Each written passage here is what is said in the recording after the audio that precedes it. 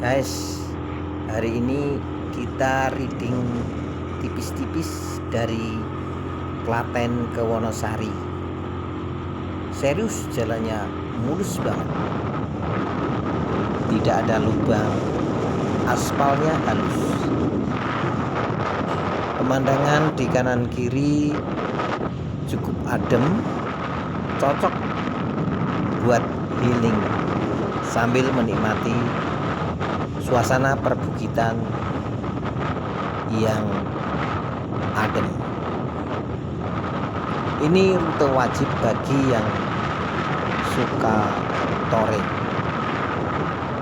Rutenya nyaman dan dapat view yang cakep banget.